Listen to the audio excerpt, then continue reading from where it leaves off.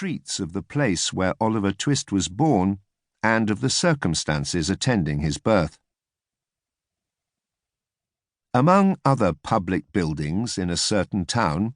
which for many reasons it will be prudent to refrain from mentioning, and to which I will assign no fictitious name, there is one anciently common to most towns, great or small, to wit, a workhouse. And in this workhouse was born, on a day and date which I need not trouble myself to repeat, inasmuch as it can be of no possible consequence to the reader, in this stage of the business at all events, the item of mortality whose name is prefixed to the head of this chapter. For a long time after it was ushered into this world of sorrow and trouble by the parish surgeon, it remained a matter of considerable doubt whether the child would survive to bear any name at all, in which case it is somewhat more than probable that these memoirs would never have appeared, or, if they had,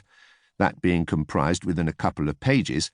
they would have possessed the inestimable merit of being the most concise and faithful specimen of biography extant in the literature of any age or country. Although I am not disposed to maintain that the being born in a workhouse is in itself the most fortunate and enviable circumstance that can possibly befall a human being, I do mean to say that in this particular instance it was the best thing for Oliver Twist that could by possibility have occurred. The fact is that there was considerable difficulty in inducing Oliver to take upon himself the office of respiration, a troublesome practice, but one which custom has rendered necessary to our easy existence. And for some time he lay gasping on a little flock mattress, rather unequally poised between this world and the next, the balance being decidedly in favour of the latter. Now, if, during this brief period, Oliver had been surrounded by careful grandmothers, anxious aunts, experienced nurses, and doctors of profound wisdom, he would, most inevitably and indubitably, have been killed in no time. There being nobody by, however, but a pauper old woman, who was rendered rather misty by an unwonted allowance of beer, and a parish surgeon who did such matters by contract, Oliver and nature fought out the point between them. The result was that, after a few struggles,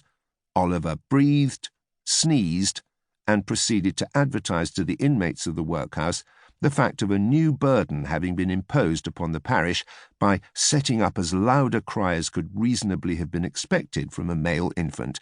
who had not been possessed of that very useful appendage, a voice, for much longer space of time than 3 minutes and a quarter. As Oliver gave this first proof of the free and proper action of his lungs, the patchwork coverlet which was carelessly flung over the iron bedstead rustled. The pale face of a young woman was raised feebly from the pillow, and a faint voice imperfectly articulated the words, "Let me see the child, and die." The surgeon had been sitting with his face turned towards the fire, giving the palms of his hands a warm and a rub alternately. As the young woman spoke, he rose,